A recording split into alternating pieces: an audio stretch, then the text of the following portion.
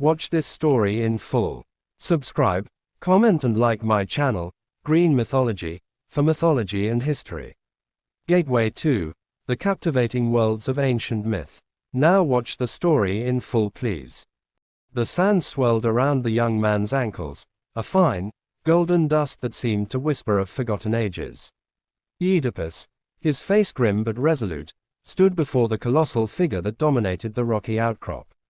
Its leonine body, the wings of a great bird, and the face of a woman carved from the very stone, sent shivers down the spines of all who approached.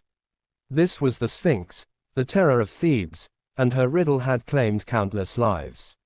For months, no one had dared to pass through the mountain pass into the city.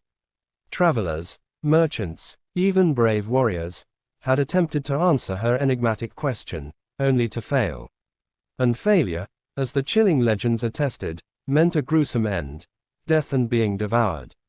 The Sphinx, it was said, had an insatiable appetite for those who could not match her intellect.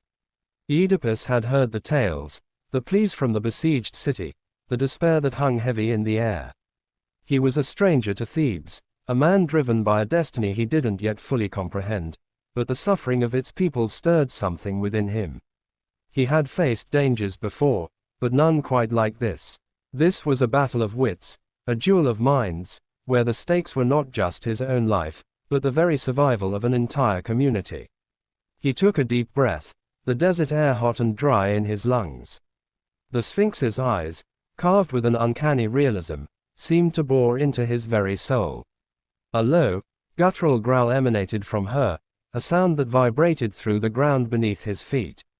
Stranger, her voice boomed, echoing off the ancient rocks, you dare approach?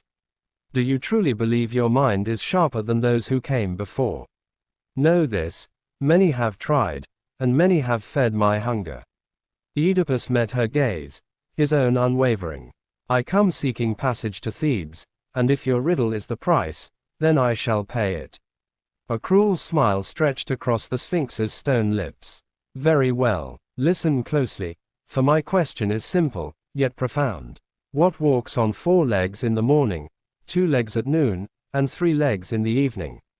The wind picked up, swirling the sand around Oedipus's feet, almost as if urging him to flee.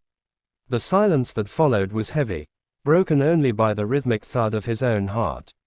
He closed his eyes for a moment, sifting through the common pitfalls, the literal interpretations that had surely trapped others. He thought of the cycle of life, of beginnings and endings. He considered the different phases of existence, the transitions that shaped a being. Then, a spark ignited within him, a sudden clarity that cut through the fear and doubt. He opened his eyes and looked directly at the Sphinx. The answer, he stated, his voice clear and strong, is man. A tremor ran through the colossal figure. The Sphinx's eyes widened, a flicker of surprise, then something akin to despair, passing across her stony features. Oedipus continued, elaborating on his answer, solidifying his understanding. In infancy, man crawls on all 4s. In the prime of his life, he walks upright on 2 legs. And in old age, he often uses a cane, a 3rd leg, for support. The air crackled with a strange energy. The Sphinx let out a shriek, a sound of agony and frustration that ripped through the silence of the pass. Her massive body began to tremble, cracks appearing in the ancient stone. The wings, once so proud, drooped, and the lion's body seemed to sag. With a final, shattering roar, the Sphinx collapsed, crumbling into a pile of dust and rock. The mountain pass, once a place of terror, was now open. Oedipus stood amidst the settling dust, a profound weariness washing over him, yet also an immense sense of relief. He had faced the impossible, stared death in the eye, and emerged victorious.